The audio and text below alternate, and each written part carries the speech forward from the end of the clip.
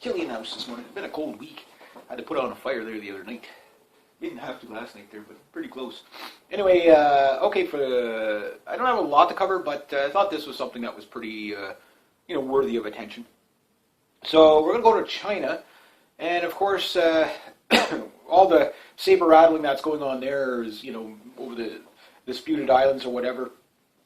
The Chinese, about 2 months ago or whatever, denied a U.S. carrier fleet, permission to dock, which was something they haven't done in over a decade. So it definitely shows signs of tension. But with all the ramping up and all the warships that Obama has sent through that area, that disputed area, and again, this area has been disputed for 300 years amongst other countries. So why is it significant now, right? There is no significant thing about it. But the Chinese have said, we're ready for war. We're going to defend our territory. Again, really, what claim does the United States have to be in that area? They don't. It's U.S. foreign policy is just destruction. It really is. That said, the Philippines, I think they built islands or places like that.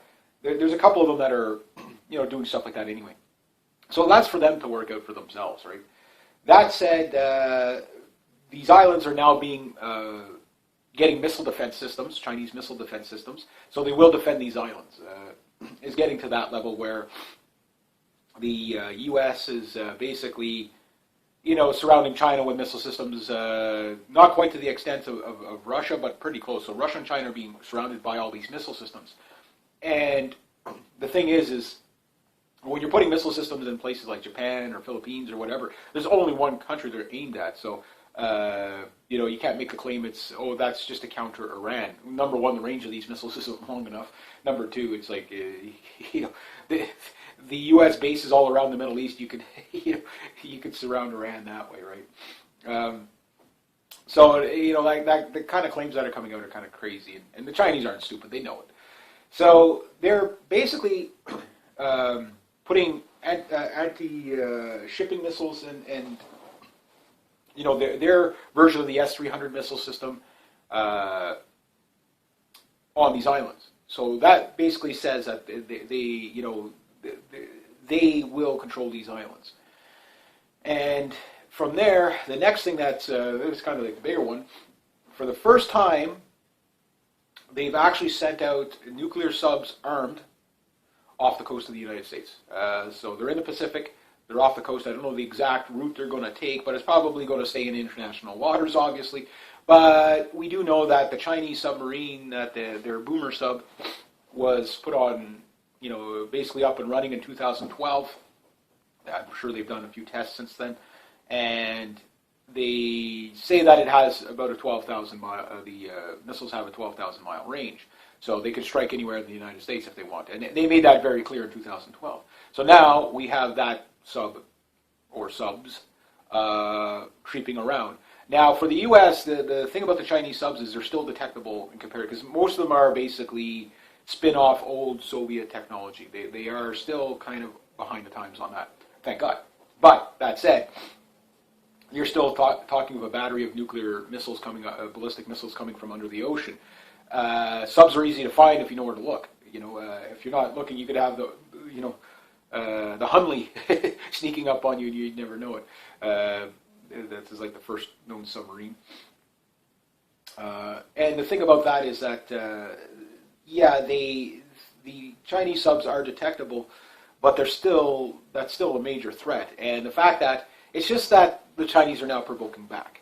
They usually stay inside their side for the most part, but a couple of times a year they will send warships in international waters, but for, like usually off the coast of Alaska and stuff like that, just so they're there. They're saying, yeah, well, we can get to you too, And I know a lot of people, again, still have this kind of elitist attitude. Yeah, but we'd wipe the map with, yeah, sure, you might sink a Chinese sub, but would you sink it before all the missiles were let go? You know what I mean? And could you stop those missiles? Probably not. Now, the Russian subs are a little bit different because they refer to those as black holes. You can't detect these things, particularly the newer Yazan class sub and their Bori class subs. And the Bori class sub is the boomer. But the Yazan class sub, that thing is not like any other sub that's ever been. they've been prowling this thing around the world to see if people, and they kind of give you a heads up that they're letting it go out on patrol, and then you don't hear from them. And then from there, what they're waiting for is, did you detect it or not? Now, I don't think anybody can detect this thing yet. At some point, yes, the jig will be up. The way submarines can detect other subs is they record things, they have like a playback, they play back in high speed, low speed, and they listen for something that sounds like it's mechanical, that type of thing. So it tells you how quiet these things actually are. Most submarines under 4 knots are almost undetectable. Particular diesel electric subs are like really quiet. But that said, the thing about the Russian subs is they're all blue water subs. Anywhere in the world they need to go, because they're nuclear powered, they can do it. They can go when they submerge. They come back up 2 months later. You know what I mean, like that type of thing, or for resupply. That's about it. So we do know that the Russians go to Venezuela and back from time to time, and of course with the Red October recently detected by NATO, in the Baltics there. Kind of a funny thing that happened last week. Basically, it looked like a Kylo sub or something like that being towed on the surface with a tugboat. And they said they scrambled NATO and made it. Oh my God, the Russians have the Red October off our coastlines again, and it just wasn't the case. It's like no, they're steaming on the surface. I mean, it's not really warfare when they're steaming on the surface. I mean, remember a couple of years ago with the Russian, and these were older, I think Victor subs or whatever, which are still pretty. Alpha subs and Victor subs are still quite the technology, but they're a lot louder than the newer subs that they have. But the thing is, they were steaming back on the surface from Venezuela, and they're like, yeah, we've been there for 2 months. They could have been lying. They could have just been there and back. Who knows? But that's the thing. We don't know if they've been there and back for 2 months, right? So that said, these new subs, which are low in numbers right now, there's only, I think, one of each inactive service, but they're still kind of doing sea trials and stuff. It takes a long time before a sub is fully commissioned, but it doesn't mean it can't do anything in that time. So the way the Russians are testing these subs is they're actually probing other people's waters. They're doing this stuff. Yeah, they do all this stuff too. It's not just the United States that does it. That thus is the Cold War, right? But the thing about it is that they really, they really have a piece of technology that would be devastating to a carrier group. I'll use the Yazan class submarine for example. If this thing was running defense for the Chinese subs, which the Chinese and the Russians would be working hand in hand in an all-out war scenario. The thing about the Yazan class subs is that it carries 40 cruise missiles, anti-shipping cruise missiles, kind of like what the old Oscar IIs used to do as a missile boat. But the thing is they don't have to surface to fire off the missiles. They don't have to surface as much. And plus they have other surface air, and then just a smorgasbord of torpedoes. Definitely would be devastating, because you have to understand they would launch, like do a blitz attack on a carrier group. Even if take out the supply ship first. You know what I mean? Supply ships are going to be something that's going to be it's like an AWAC. It might be have no weapons on it, but you take out the supply ship and then get away from them. Now, every time the warship is empty, it has to go back to home base or a new port or something. So it can't stay on station if you take out the supply ship. So supply ships would become very, very, very major targets. And usually supply ships stay close to the carrier group, not with it completely, but usually, sometimes they'll keep them back or whatever. Sometimes they'll stay with it. Depends on where the Navy's going and what they're trying to accomplish. But it's the supply ship that's supposed to run back and forth. So obviously, early stages, this is where the Chinese subs would be more than adequate to be, basically not going after the warships so much, but go after the supply ships, while Russia could go after the warships. And again, Russia has a better technology, so they could divide it up like that too, strategy-wise. It's a big possibility. But that said, just the other current Russian submarines, the Kylo class sub, that, for example, it is a diesel electric sub, but it is claimed to be, it's the most exported sub in the world. Again, the Russians hold world records in, exporting military equipment. There's no doubt about that. A lot of the older stuff is kind of junk in comparison to modern day stuff, but it's still out there, right? But the Kylo class sub is a very quiet sub. The Iranians even have one. They might have 2 or 3 of them, actually. I don't know exactly how many they have, but they have them. India has them. A whole host of countries have the Kylo class sub, and they are fairly deep diving. They go down to 250 meters for a diesel sub. That's pretty good. For example, our submarines, except for the ones with the dive restriction, our Victoria class submarines, the SSK subs, are only good to 200 meters when they're in their full running. Right now we have one sub that's restricted to 50-meter diving. I think the Windsor, but the Victoria can dive full to the 200. And I don't know about the Chicoutimi if it's fully online yet. Maybe with the new Liberal government they might have canceled the program. And the Corner Brook well, I don't know if it's back from its fender bender yet. But anyway, yeah. So that's a 50-meter advantage on that. Now the diesel, the boomer subs, they can go down like even almost double that. Some of them. A lot of it's classifies, but a lot of them will cut off at saying they can make it to 600 meters. So that's pretty deep diving. Seawolf, who knows what that thing could have went to. I don't think they use Seawolf that much. Again, it's like the F-22 of submarines. It's just overcomplicated. They can't afford to run it. It's too high a maintenance, etc., etc. So those submarines have been replaced by the Virginia-class submarines, which are still really good submarines. Don't kid yourself. But the submarines, again, the loudest.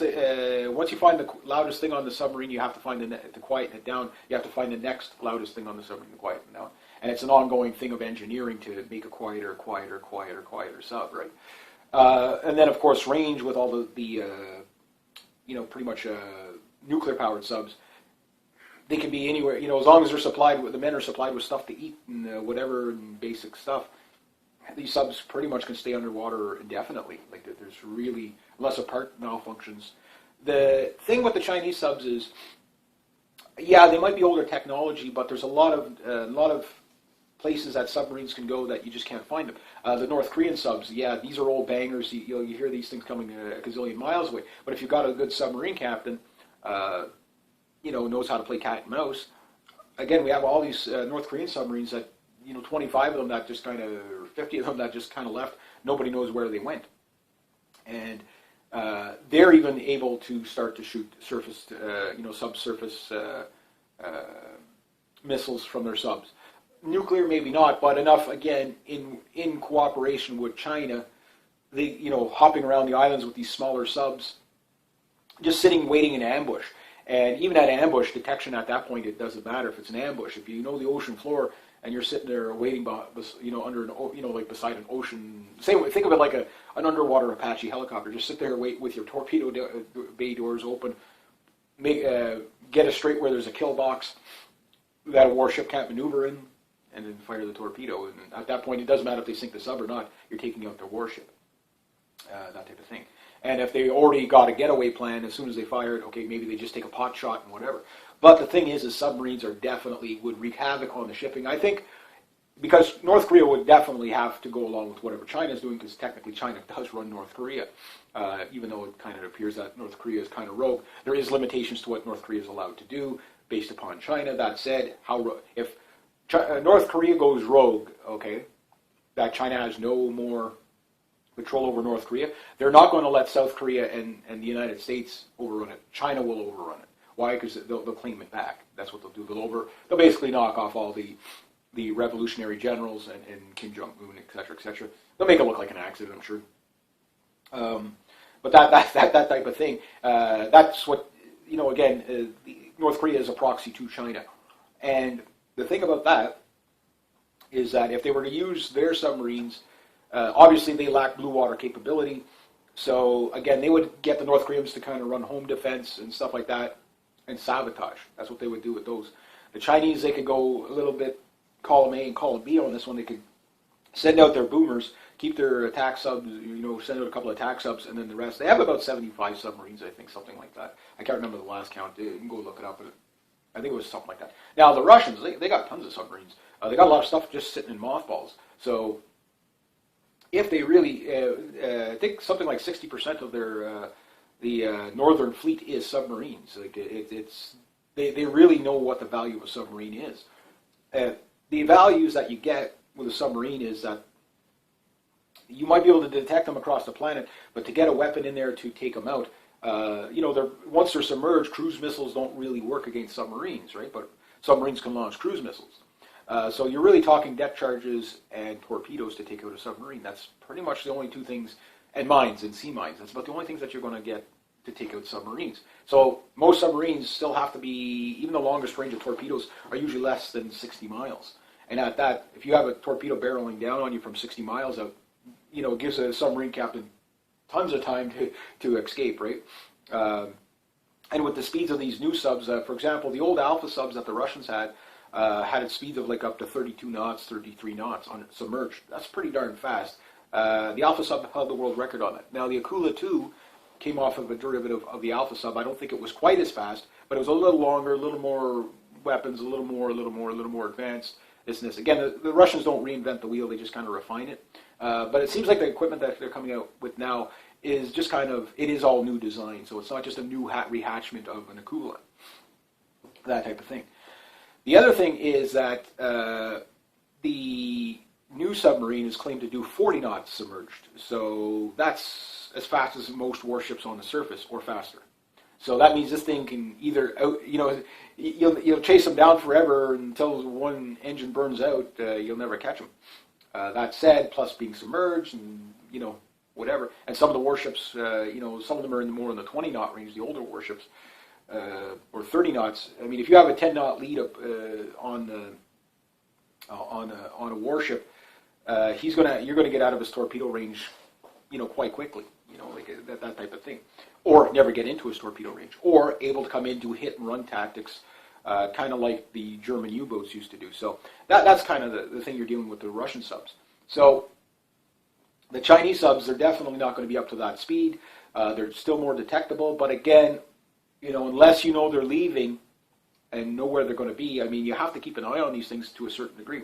They might send out, a couple of subs on the surface so to draw your attention, so you're not looking at the other ones that left a day after going in a different direction. So while you're focusing all your attention, think of it kind of like a decoy, so to speak, where, okay, well, we'll send out this sub, we'll say there's nukes on it, maybe there is, maybe there isn't, and ready to go. They'll put all their effort into, buzzing this and buzzing that. Meanwhile, we can sneak the other submarine as quietly as possible where they're not looking into this area. And then when that one leaves, then, they'll chase away, they'll go home, and then we can have the other one actually patrol where they wanted to originally. So, yeah, it's really more of a tactics thing when it comes to submarines than the actual equipment. I mean, again, a World War II U-boat with a cruise missile, capable of firing like a cruise missile torpedo, or Torpedo 2000 or something like that, would be just as devastating as the latest and greatest of Russian subs or U.S. subs. So these are things to consider. But the idea is that the statement that the Chinese are making right now is more of, yeah, we can provoke too. Yes, we do have the weapons to annihilate you if you push us too far. This all comes off the back of, the Sarmat RS-28, aka Satan II, intercontinental ballistic missile that the Russians are preparing to test or whatever. This thing is, again, enough firepower to take out the size of Texas. And when you compare the Russian nuclear arsenal to the American nuclear arsenal, there's a huge advantage for the Russians in numbers, for sure. Russians. But the thing is it's really the fact that that's not really where the argument should be. The argument should be is, why do we have to keep gearing up for this stuff? So, every time they create these weapons, it's very hard to get rid of these things. Yes, they did fairly well in the 90s. They were a step in the right direction where George Bush was basically saying, okay, well, we'll shrink our arsenal if you shrink yours. Now, the Russians never really shrank their arsenal by very much. That's the thing. So did they really keep with the deal? Not. You guys could debate that. But the case is that they limited both sides to 1,600 delivery vehicles for nuclear weapons. So no side could have more than air, land, or sea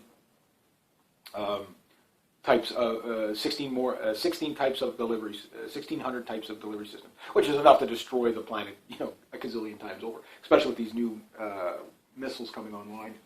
So that's kind of what we're looking at with what the Russians are doing.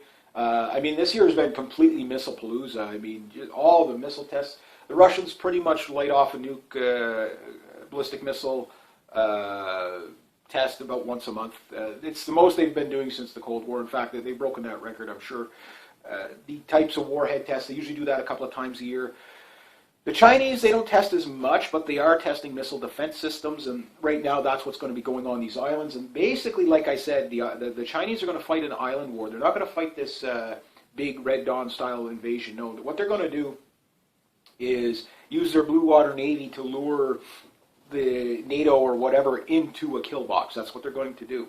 So all the islands, basically the Chinese will focus on taking islands. Now, they might not go after Taiwan and Philippines and South Korea and Japan or stuff like that, or Vietnam. They might not go after, even though Vietnam's not an island, I know that, but they might not do that, but they will put their efforts, and you can see their efforts is coastal defense.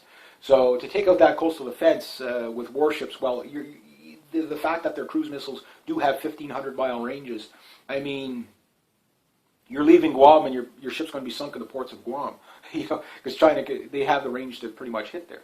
That said, it's the deterrent. I mean, you might take out some of the coastal defense, and which is again is a two-pronged attack. Basically, that could be either whichever one of their Dongfang, Dongfang 11, Dongfang 21, 31, 41, whichever missiles that they decide to use. Some are designed to take out. Specifically to take out aircraft carriers. Some are designed to take out missiles. Some are designed to take out aircraft. Some are multi-rolled. So their missile systems are very versatile. That's one thing the Chinese have. And they do tend to work. How well? It seems that they work well enough. I think there would be hits and misses like anything, but it's just a numbers game. Again, when you have thousands, and plus the artillery. I mean, I think just this, everybody underestimates this. The low tech works no matter what artillery. The Chinese have this habit of putting artillery guns on conventional ships. Yeah, sure, you'll sink the ship, but it might take out a warship. Okay, so you got this old junker fishing boat, it fires off a shell and takes out a warship, makes it a sitting duck or whatever. I know sometimes it takes more than one shell to take out a warship. The USS Liberty that was attacked by Israel, I'll be doing a video on that pretty soon. And yeah, that thing took a beating. I mean, World War II, there's a lot of warships that took, I forget the name of the warship that helped to sink the Yamamoto, but it took a pounding. It took a pounding like you wouldn't believe. But that's old munitions versus new munitions. You fire a 150 millimeter howitzer shell into the middle of a hull somewhere. If you know where to hit it, if you know, and particularly how the Chinese have kind of stole a lot of technology, they probably have a blueprints for a lot of ships. So whereas the firing, 100 shells of artillery from multi angles and overlapping fields of fire, this could be very devastating to a warship, just in that fact. But if they know what to target, picture a howitzer in the hull of a ship, not on the deck, but in the hull of a ship with a hatch that just falls down like an old pirate ship. Picture 8 of those suckers coming out at once. Very limited in maneuver, but in maneuverability. But if they knew what to target, holy geez, that'd be a hell. Get within like a couple 100 yards of the ship. Hit the engine room, hit the reactor, hit the weapons bay. Kaboom! You know what I mean? Like that's the thing, though. Just the weapons themselves, the propellant from the weapons themselves is devastating enough to take out a warship. I forget which battleship it was there where the gun battery actually blew up, killed a shitload of guys. I can't remember. That was quite a while back, but it was just basically somebody put the wrong charge in or something like that, or they didn't put the dividers in between the charges, and it just created a chain reaction and blew up. It wasn't the Missouri. It was another. This is a long time ago, but it gives you an idea of how powerful the munitions are. It didn't sink the warship at the time because the turret, I think, blew off or whatever, killed everybody inside. But the thing is that it depends what you target. I mean, obviously the warship after that is going to lose its fighting capacity. So if you had a couple of guns, again, and the Chinese are doing this. That's the thing. There's pictures out there of artillery guns and mobile howitzers on conventional freighter ships, firing. So the Chinese, the tactics could again, plus you go every island you go by, you're getting shot at by artillery. Sure, artillery might be easy to take out when you know where it is, but the thing is it's just that first shot kind of, here comes a barrage of 10 guns hitting a Aegis warship. I mean, that Aegis warship is not, is going to be pretty screwed up after 10 hits from howitzer shells or, shells that are formulated, or anti-shipping missiles that are formulated to take out, go in, penetrate, blow up, that type of thing. So, again, I really don't see strategy-wise how you could overrun the Chinese in that region. And their missile defenses going up here, there, everywhere. They've been doing this, again, an island hopping war. That seems to be what their plan is going to be. So we say, well, you just take it out. You take it all out with air power. But that's the problem. There's the air defenses. You have to take out the air defenses before you can get your Navy in there. And even at that, to get the air defenses from China, there's enough of them that the amount of losses of pilots you're going to take, even if you do defeat all the air defenses and send in your warships, you still have to take out all the other stuff. And it's that combination of low-tech, high-tech. So say an F-16 at 20,000 feet dropping a JDAM on a defense system, okay, it's probably pretty safe there, but some anti-aircraft, even World War II stuff, can make it up to 30,000 feet, 35,000 feet. So you get modern-day Zu-57 self-propelled guns, which the Chinese have tons of those, I'm sure. And all these self-propelled guns, just basic flak. I mean, like the high-tech, low-tech. And if they're flying low, like Apaches and stuff like that, again, then you're in the range of 30-millimeter cannon fire, which will easily take out a helicopter, even an Apache. So, again, high-tech, low-tech. You're not talking a walk in the park. This isn't Iraq or some desert army that has next to nothing, a handful of T-55 tanks, sure, with no air defense. I mean, if Saddam Hussein had really good air defense, it would have made a big difference. And even at that, yeah, so a few U.S. pilots to get shot down over Afghanistan and Iraq, stuff like that. Not very many, mostly helicopters, yeah. But you get the idea that it's the tactics of ambush is probably going to be more deadly. And with these submarines out there, again, one of the things that the Chinese have said is, because they're preparing to fight a defensive war, right?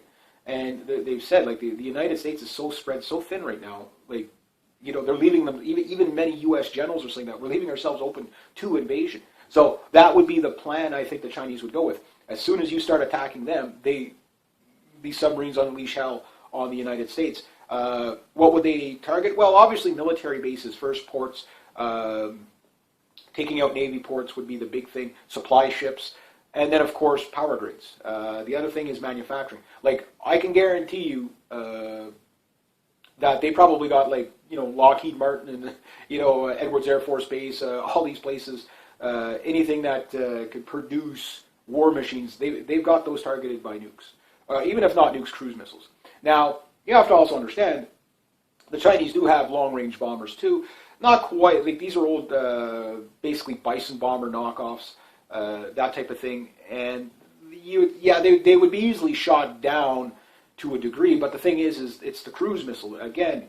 You got old Soviet Tu-95, now the Tu-145 or whatever, Bears that are flying along. A trainer could catch this thing. It does the speed of sound only, which is pretty fast. It's still the fastest and loudest turboprop airplane on the planet, and has a 10,000 mile range. But the thing is it only has to fly 8,000 miles, which it won't have to fly that far, but it only has to fly 8,000 miles because out of its 10,000 mile range to get to its furthest target, simply due to the fact it can fire cruise missiles that have 2,000 mile ranges. And it's the barrage of 12 cruise missiles coming in, 6 to 12 cruise missiles coming in from over 100 different of those. Now, mind you, if the Russians do decide to put the other 500 Tu-95s back in service, again, these things can be everywhere all at once.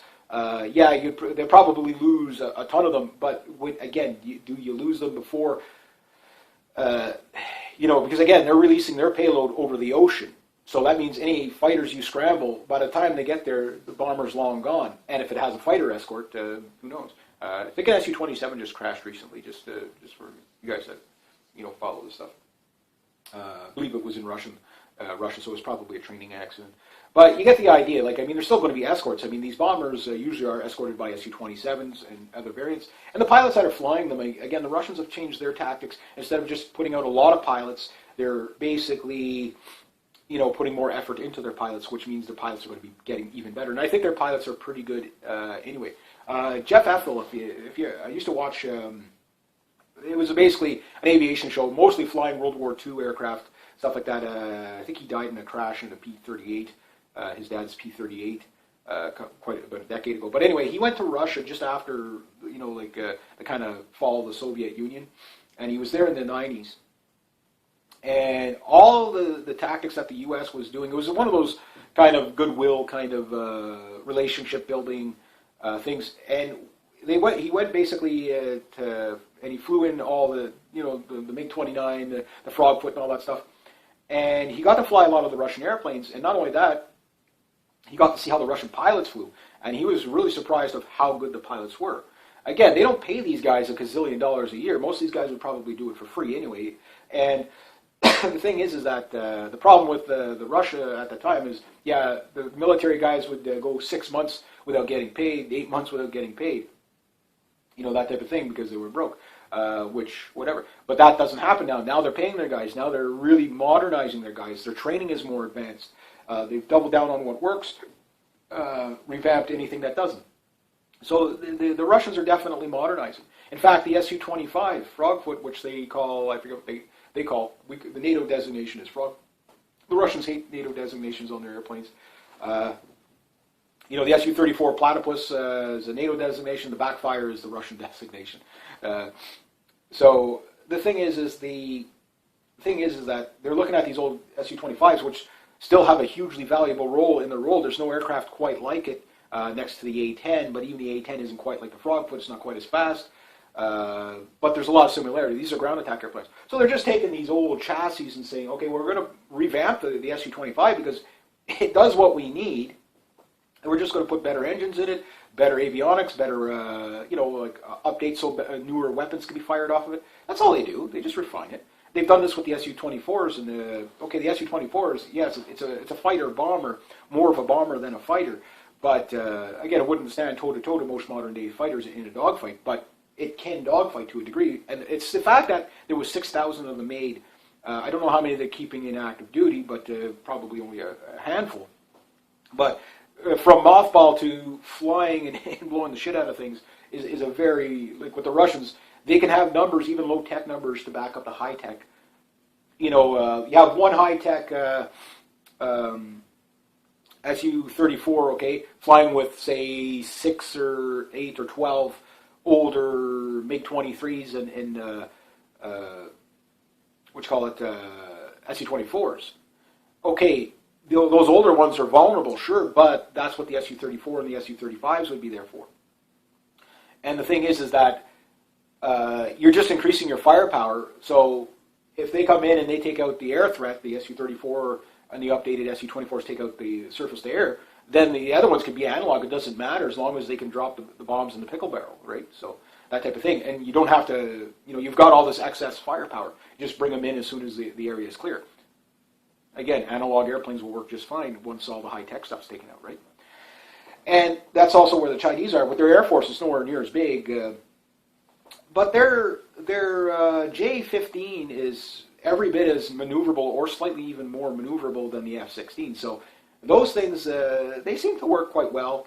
Again, I don't think they're very stealthy or anything like that, but they are maneuverable. They would be good in a dogfight. Again, the Chinese have stuff that might not be, in some ways, not as good as the NATO stuff, but it's good enough. And this is the part I can't stress. It's good enough. And that's what leads to your high casualties. So I guess with that, also Sweden, it looks like they're going to be joining NATO. I think Angry Foreigner did an awesome video on why does Sweden even need to bother joining NATO. They really don't need to be joining NATO. In fact, even here in Canada, I think we should get out of NATO. NATO really doesn't do anything for you other than Article 5, which for some countries that might make sense. We don't have a military big enough to take on the Russians. Okay, fine, then we need Article 5. We need somebody to come to our aid so that we don't get conquered by the Russians. Okay, fair enough. Or Chinese or whoever. But the problem is when NATO's purposely provoking Russia, like, do you really want to be a part of that? And even the Russians said, well, Eastern Europe, if you go along with NATO, you're on the list. Same with Sweden. They told them, like, there's going to be a warhead with your name on it, or warheads with your name on it, if you do that. So, and again, it's not like Sweden can't participate with NATO if a war breaks out. Sure, they can jump in. They don't have to be a part of it. They say, yeah, well, we're going to side with you. So, again, and can Sweden really afford it? No. Now, I was listening to some Polish protesters talking about NATO. And Poland is a big thing right here when we're talking about provoking Russia. Because that is basically the staging ground where they're provoking the Russians the most. The Ukraine is kind of a de facto NATO country now, sort of. It's just not so, and why it's de facto is because it's being supported. Really, there is no legal grounds to be in Ukraine whatsoever. And yes, the Russians did take Crimea out of the overthrow coup. I mean, they saw this coup coming a mile away, so they took advantage of it, for sure. That said, of course they were going to take the Crimea, like that's the part that everybody wants, right? That region. So, of course, the Russians like, okay, well, if they do a coup there, we're going to do the referendum and make it look good anyway. So whether the referendum was legit or not, who knows? But the thing is the Russians wouldn't have the Crimea, they wouldn't have annexed it if the United States, with Victoria Nuland and George Soros, didn't go ahead and,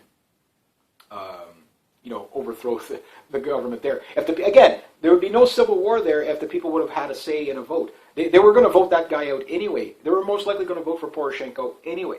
But no, they had to do a coup, right? And then, of course, now you have a war.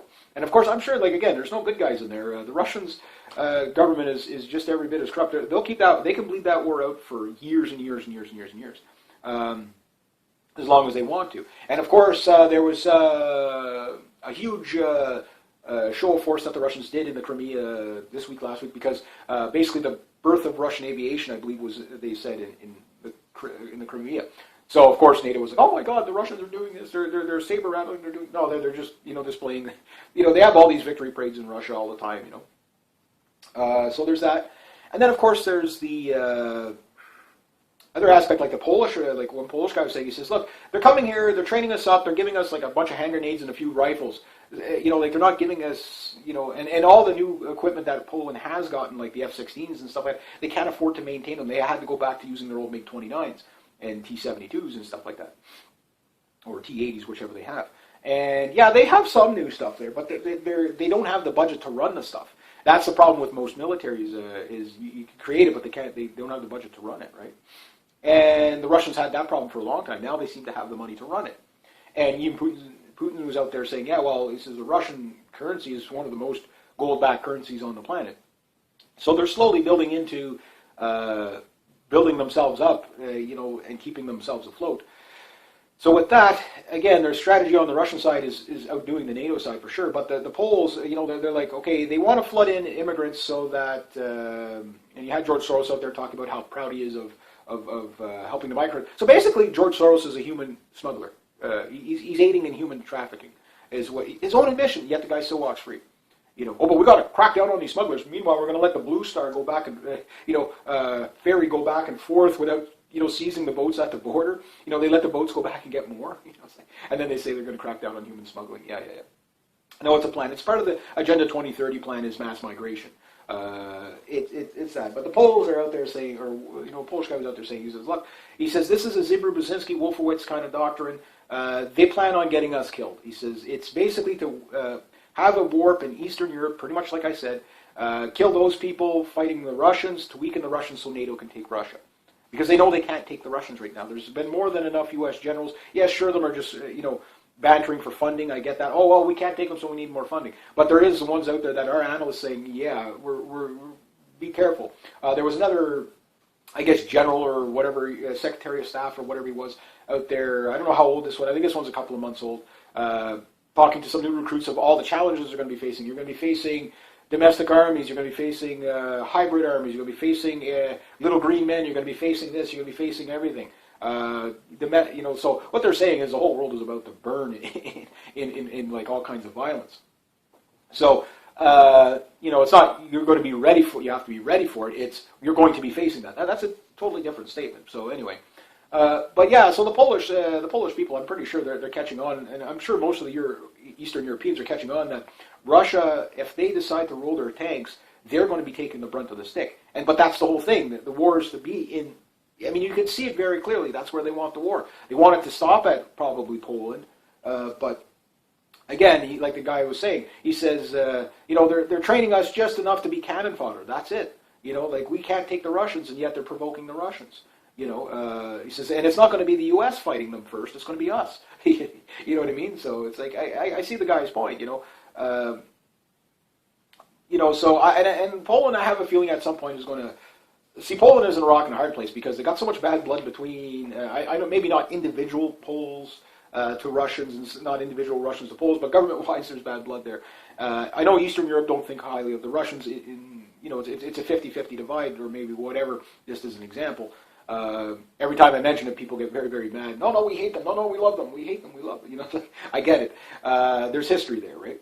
But the thing is I'm not too sure exactly which way they're going to play this because at some point, I mean, self-preservation has to kick in. Right now, they're rejecting the migrant crisis, which they should. They're doing the right thing because that's going to, basically ruin their population, ruin the nationalism, ruin the sovereignty.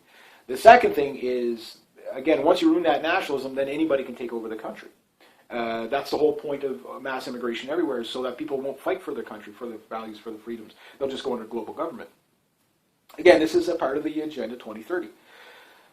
So it is orchestrated. And now we do know that the Bilderberg meetings are going on again, this time in Dresden, Germany. The Bilderberg meetings that don't ever make it on the mainstream media and that are supposed to be a fictitious thing, but however, they're there again.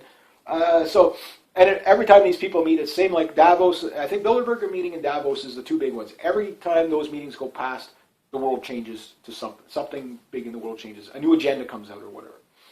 And I think what's going to happen, we'll have to see what happens with the Brexit on the 23rd. I did a video on that.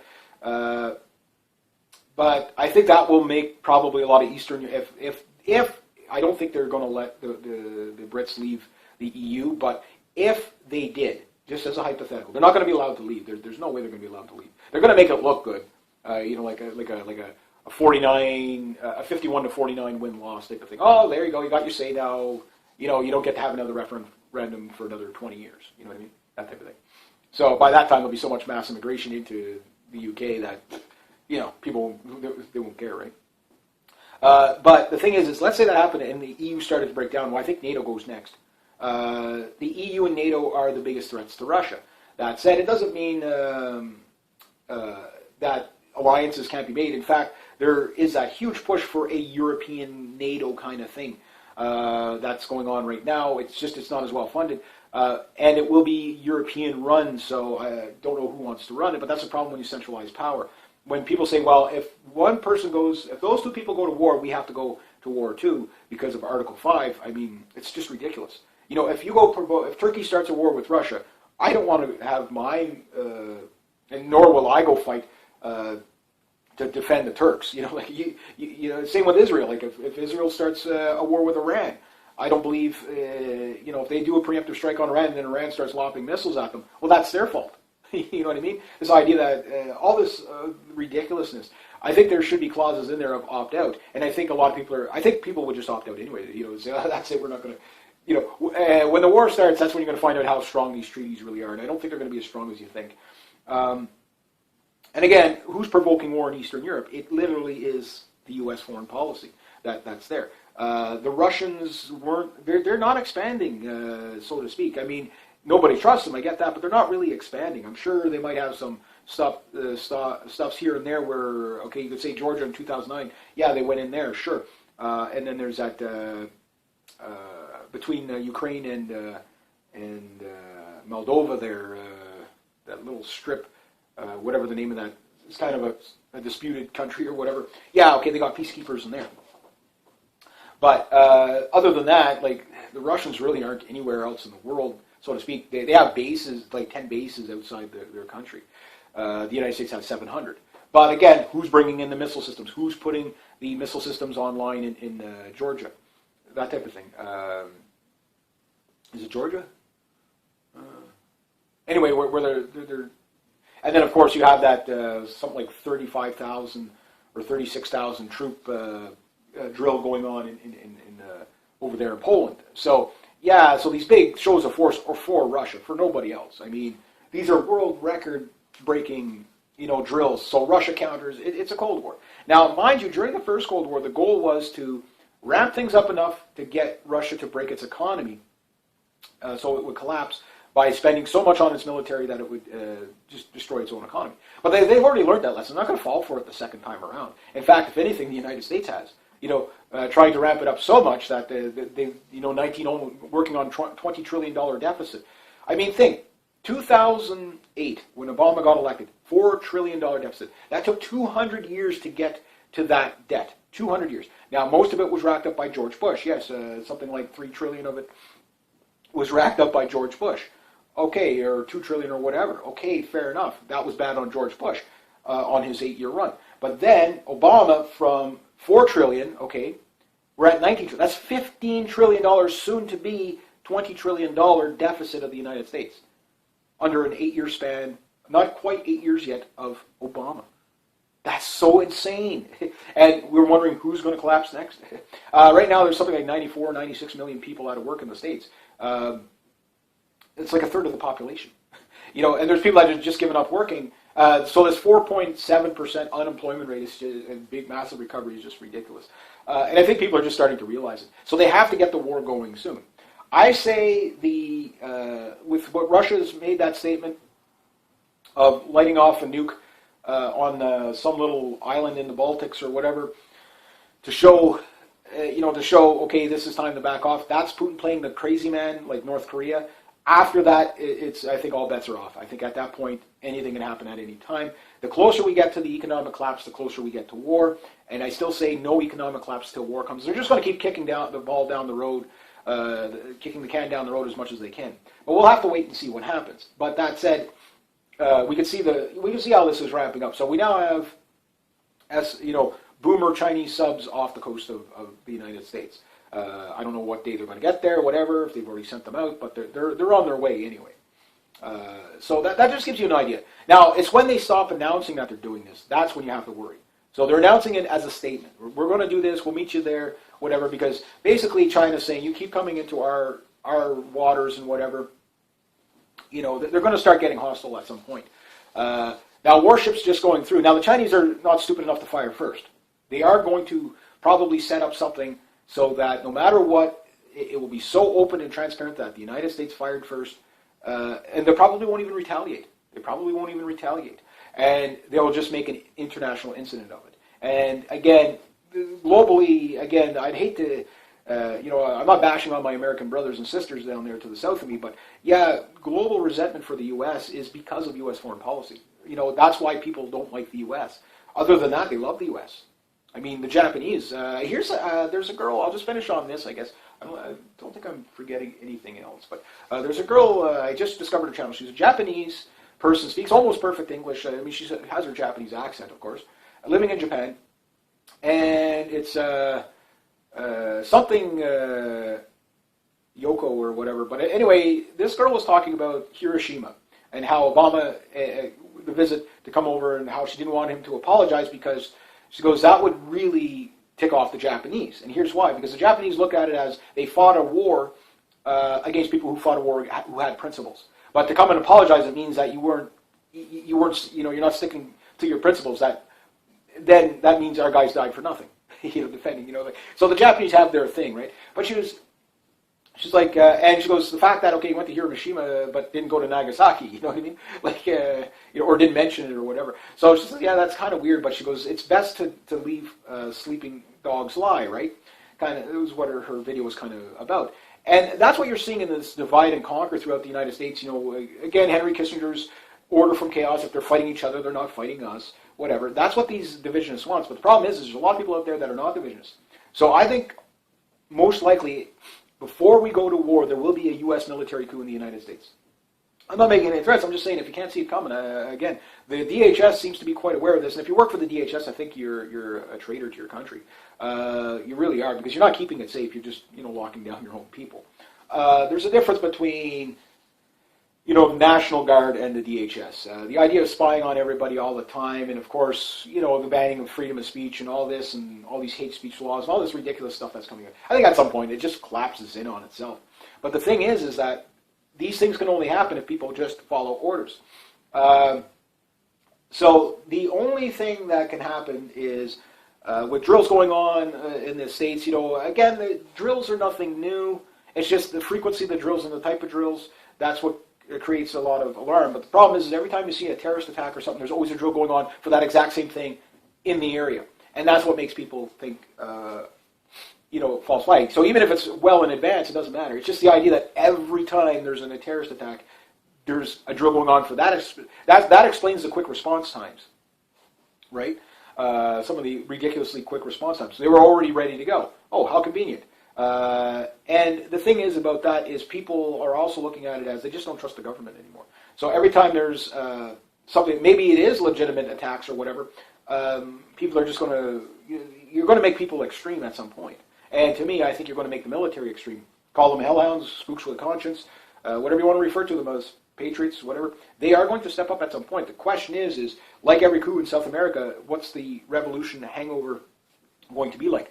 I don't know. But I would say if we were going to see a military coup, it's going to be after Hillary Clinton wins the election. Because, again, you could clearly see that she's going to get the election, not Donald Trump. If there's going to be a war with Russia or China, it's after Hillary Clinton wins. It's going to be her war. This woman is crazy, and I mean that's But anyway, I could go on, but I'm sure there's more stuff to cover, but I can't keep up to it all. But anyway, so if you like this kind of content, please consider making a donation to the channel. Links down below. Thank you so much to everybody who has. If you want to make a couple of bucks for yourself, my TSU link is down below, and it doesn't cost you anything to join up, and it's a lot of fun, and it works like Facebook. So join up on that. You can make a couple of bucks. About over $17 now. Next out, rate, subscribe, share, comment, like. Be true to yourself. Be true to us. Always do the right thing, and have yourselves a great day. Eh? G'day, hi, and welcome. Okay, World War III update. Chilly in the house this morning. It's been a cold week. I had to put on a fire there the other night. Didn't have to last night there, but pretty close. Anyway, okay, I don't have a lot to cover, but I thought this was something that was pretty, worthy of attention. So we're going to go to China, and of course, all the saber rattling that's going on there is, over the disputed islands or whatever. The Chinese, about 2 months ago or whatever, denied a U.S. carrier fleet, permission to dock, which was something they haven't done in over a decade. So it definitely shows signs of tension. But with all the ramping up and all the warships that Obama has sent through that area, that disputed area, and again, this area has been disputed for 300 years amongst other countries. So why is it significant now, right? There is no significant thing about it. But the Chinese have said, we're ready for war, we're going to defend our territory. Again, really, what claim does the United States have to be in that area? They don't, it's U.S. foreign policy is just destruction. It really is. That said, the Philippines, I think they built islands or, places like that. There's a couple of them that are, doing stuff like that anyway. So that's for them to work out for themselves, right? That said, these islands are now getting missile defense systems, Chinese missile defense systems, so they will defend these islands. Is getting to that level where the U.S. is basically, surrounding China with missile systems, not quite to the extent of Russia, but pretty close. So Russia and China are being surrounded by all these missile systems. And the thing is when you're putting missile systems in places like Japan or Philippines or whatever, there's only one country they're aimed at. So, you can't make a claim that's just to counter Iran. Number one, the range of these missiles isn't long enough. Number two, it's like, the U.S. bases all around the Middle East. You could, you could surround Iran that way, right? So, like that, the kind of claims that are coming out are kind of crazy. And the Chinese aren't stupid. They know it. So they're basically putting anti-shipping missiles and their version of the S-300 missile system on these islands. So that basically says that they will control these islands. And from there, the next thing that's kind of like the bigger one. For the first time, they've actually sent out nuclear subs armed off the coast of the United States. So they're in the Pacific.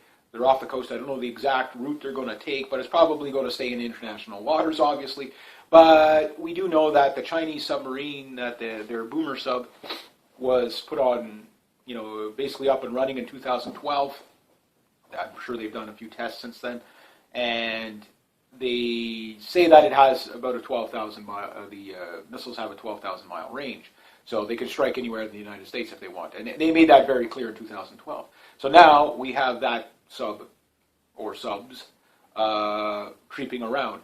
Now for the U.S., the thing about the Chinese subs is they're still detectable in comparison, because most of them are basically spin-off old Soviet technology. They are still kind of behind the times on that, thank God. But that said, you're still talking of a battery of nuclear missiles coming, ballistic missiles coming from under the ocean. Subs are easy to find if you know where to look. If you're not looking, you could have the Hunley sneaking up on you and you'd never know it. That's like the first known submarine. And the thing about that is that, the Chinese subs are detectable, but that's still a major threat. And the fact that it's just that the Chinese are now provoking back. They usually stay inside their side for the most part, but a couple of times a year they will send warships in international waters, but for, like usually off the coast of Alaska and stuff like that, just so they're there. They're saying, yeah, well, we can get to you too, And I know a lot of people, again, still have this kind of elitist attitude. Yeah, but we'd wipe the map with, yeah, sure, you might sink a Chinese sub, but would you sink it before all the missiles were let go? You know what I mean? And could you stop those missiles? Probably not. Now, the Russian subs are a little bit different because they refer to those as black holes. You can't detect these things, particularly the newer Yazan class sub and their Bori class subs. And the Bori class sub is the boomer. But the Yazan class sub, that thing is not like any other sub that's ever been. Like they've been prowling this thing around the world to see if people, and they kind of give you a heads up that they're letting it go out on patrol, and then you don't hear from them. And then from there, what they're waiting for is, did you detect it or not? Now, I don't think anybody can detect this thing yet. At some point, yes, the jig will be up. The way submarines can detect other subs is they record things, they have like a playback, they play it back in high speed, low speed, and they listen for something that sounds like it's mechanical, that type of thing. So it tells you how quiet these things actually are. Most submarines under 4 knots are almost undetectable. Particular diesel electric subs are like really quiet. But that said, the thing about the Russian subs is they're all blue water subs. Anywhere in the world they need to go, because they're nuclear powered, they can do it. They can go, when they submerge, they come back up 2 months later. You know what I mean? Like that type of thing, or for resupply, that's about it. So we do know that the Russians go to Venezuela and back from time to time, and of course with the Red October recently detected by NATO, in the Baltics there. Kind of a funny thing that happened last week. Basically, it looked like a Kylo sub or something like that being towed on the surface with a tugboat. And they said they scrambled NATO and made it, oh my God, the Russians have the Red October off our coastlines again. And it just wasn't the case. It's like, no, they're steaming on the surface. I mean, it's not really warfare when they're steaming on the surface. I mean, remember a couple of years ago with the Russian, and these were older, I think Victor subs or whatever, which are still pretty, Alpha subs and Victor subs are still quite the technology, but they're a lot louder than the newer subs that they have. But the thing is, they were steaming back on the surface from Venezuela, and they were like, yeah, we've been there for 2 months. They could have been lying, they could have just been there and back, who knows. But that's the thing, we don't know if they've been there and back for 2 months, right? So that said, these new subs, which are low in numbers right now, there's only, I think, 1 of each inactive service, but they're still kind of doing sea trials and stuff. It takes a long time before a sub is fully commissioned, but it doesn't mean it can't do anything in that time. So the way the Russians are testing these subs is they're actually probing other people's waters, they're doing this stuff. Yeah, they do all this stuff too. It's not just the United States that does it. That thus is the Cold War, right? But the thing about it is that they really, they really have a piece of technology that would be devastating to a carrier group. I'll use the Yazan class submarine for example. If this thing was running defense for the Chinese subs, which the Chinese and the Russians would be working hand in hand in an all-out war scenario.